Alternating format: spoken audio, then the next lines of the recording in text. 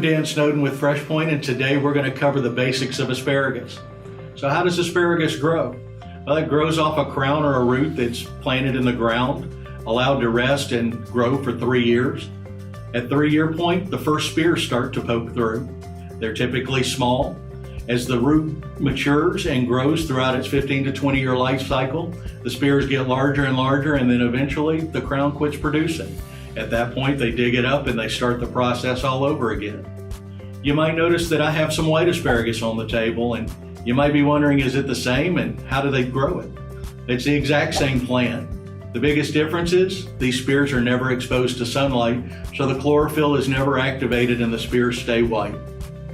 In Europe, they mound dirt around the spears to keep them white. In Germany especially, it's time for a festival and a celebration.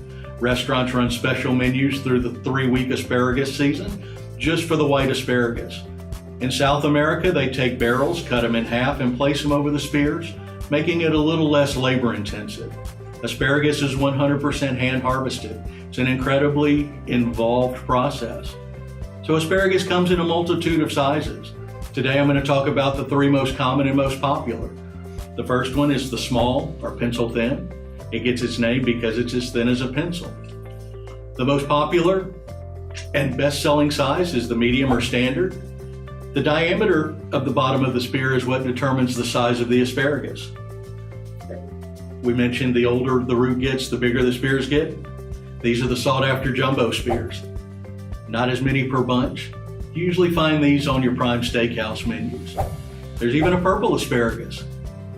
It's the same thing, just a slightly different variety.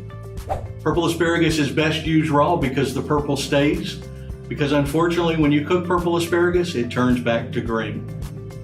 So what do you look for when buying asparagus?